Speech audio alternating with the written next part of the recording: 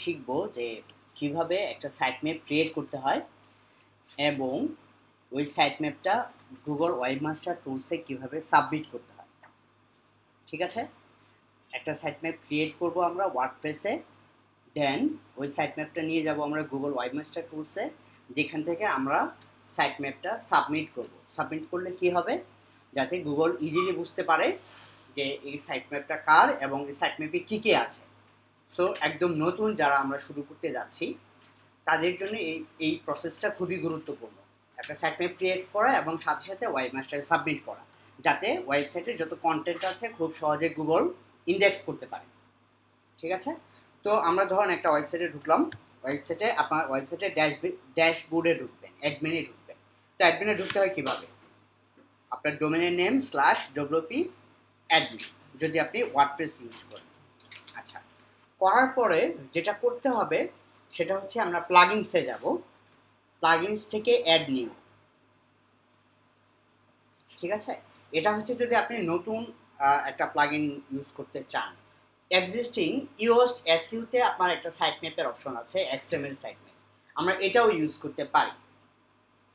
এটা টোটালি আপনার উপর ডিপেন্ড করে যে আপনি আসলে কি করতে চান। আমরা ইউজ দিয়ে দেখাই প্রথমে XML site map. XML site ম্যাপে ক্লিক করবেন, ইউজড এসইউ থেকে এক্সএমএল সাইট ম্যাপ মনে রাখেন। আচ্ছা, এখানে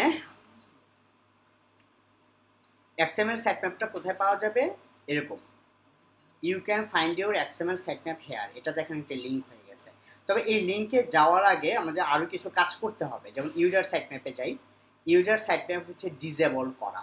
ইউজার সাইট ম্যাপ দিয়ে আমরা কি করতে পারি, আমাদের ওয়েবসাইটে যদি মাল্টিপল অথর থাকে, ধরেন যে আমার ওয়েবসাইটে শুধু আমি লিখি না, আমার মতো আরও অনেকেই লেখে, এরকম হতে পারে না? তো তখন আসলে আমাদের ইউজার সাইট ম্যাপটা লাগে। আপাতত যেহেতু আপনি ইন্ডিভিজুয়ালি কাজ করবেন, সো আপনার ইউজার অথর ম্যাপটা ডিসেবল করে রাখবেন। গুড। তারপর যাবেন পোস্ট টাইপস, কী কী জিনিস আপনি আপনার সাইট ম্যাপে রাখবেন। ধরেন পোস্ট রাখবেন, পেজেস কি রাখবেন, আপনার সাইটে যে পেজগুলো আছে এগুলো কি সাইট ম্যাপে রাখতে চান কি না। যদি রাখতে চান তাহলে ইন সাইট ম্যাপ দিবেন, যদি রাখতে না চান তাহলে নট ইন সাইট ম্যাপ দিবেন। ক্লিয়ার? ওকে। মিডিয়াগুলো কি সাইট ম্যাপে রাখতে চান কি না, ধরেন আপনার ওয়েবসাইটে যে ইমেজগুলো থাকবে, যে ভিডিওগুলো থাকবে, যে গানগুলো থাকবে, এগুলা কি সাইট ম্যাপে রাখতে চান কি না। যদি রাখতে চান তাহলে ইন সাইট ম্যাপ। আচ্ছা, যদি রাখেন তাহলে ওগুলা ভালো করে ইন্ডেক্স হবে, যদি না রাখেন তাহলে ইন্ডেক্সেশন একটু ঝামেলা হতে পারে, ধরেন অনেক কিছু হয়তো গুগল খুঁজে পেল না, হতে পারে। স্লাইড সাধারণত উপরে এক্সিস্টিং কন্টেন্টকে উপরে স্লাইডার হিসাবে ব্যবহার করি, অতএব এটা মোস্ট অফ দ্য টাইম না রাখাটাই বেটার। পোর্টফোলিওটা রাখতে পারেন, ঠিক আছে, দেন সেভ চেঞ্জেস, সেভ করে রাখবেন।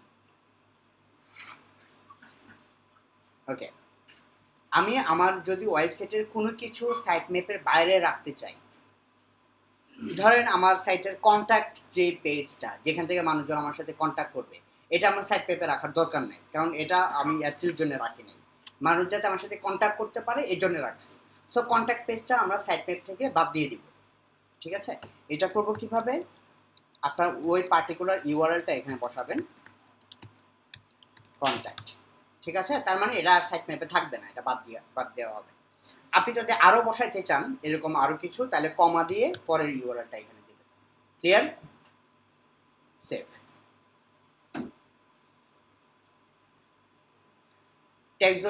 ট্যাক্সোনমিক্স হচ্ছে আপনার ক্যাটাগরি বা ট্যাগ এগুলো। সো ক্যাটাগরিগুলো যদি সাইট ম্যাপে রাখতে চান তাহলে ইন সাইট ম্যাপ, যদি না রাখতে চান তাহলে not in site map.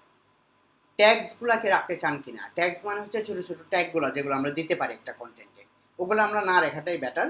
Project categories রাখবো না, প্রজেক্ট অ্যাট্রিবিউটস রাখবো না, দেন সেভ চেঞ্জেস।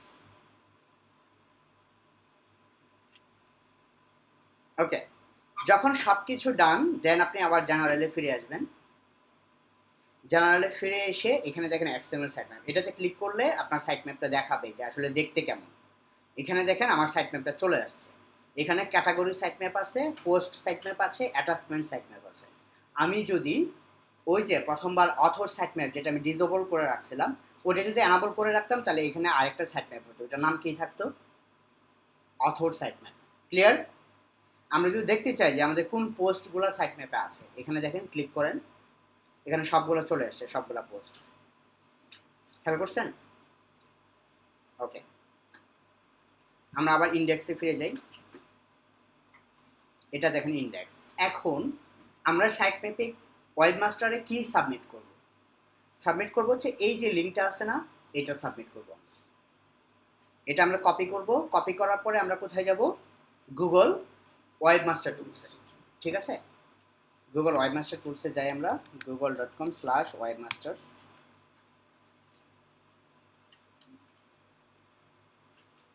আচ্ছা, ধরেন এই যে nshamim.com, এটাতে ক্লিক করলাম। ক্লিক করার পরে সাইট ম্যাপ জমা দিব হচ্ছে এখান থেকে গুগল ইন্ডেক্স না, ক্রল মেবি। আচ্ছা, ক্রল থেকে সাইট ম্যাপস। ঠিক আছে, গুগল ওয়েবমাস্টার টুলসের সাথে আগে আপনার সাইটটা ইন্টিগ্রেট করবেন।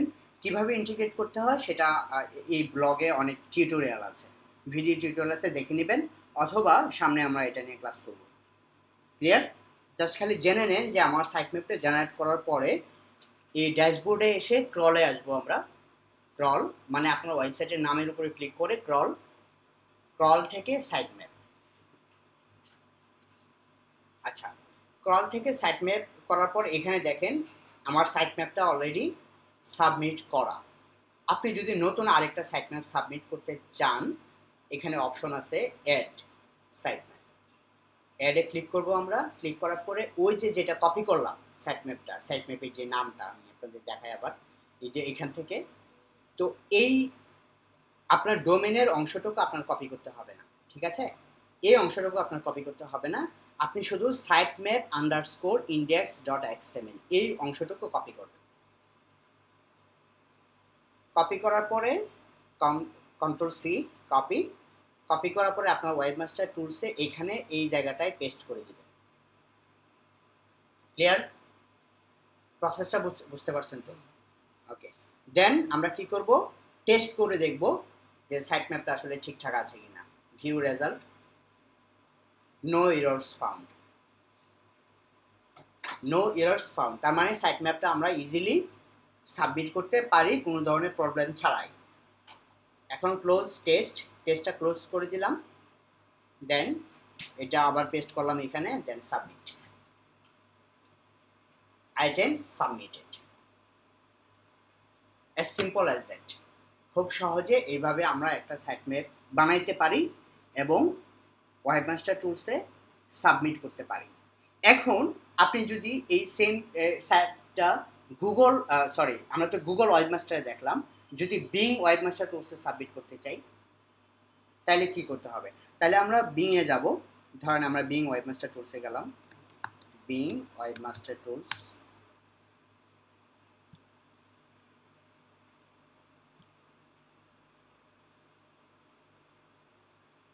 সাইন ইন করবেন। বিং ওয়েবমাস্টার টুলসে সাইন ইন করার জন্য আপনার হটমেল লাগবে, হটমেল বা MSN। ঠিক আছে, এই জিনিসটা মাথায় রাখবেন।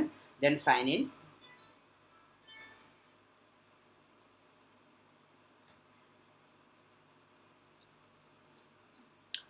আচ্ছা, সাইন ইন, এই যে এখানে দেখেন আমার ওয়েবসাইটটা আছে nshamim.com। এখানে আমি আমার এটা সাবমিট করব।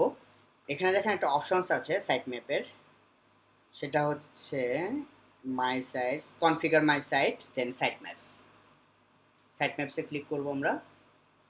এখানে দেখেন সাইট ম্যাপ একটা অলরেডি সাবমিট করা।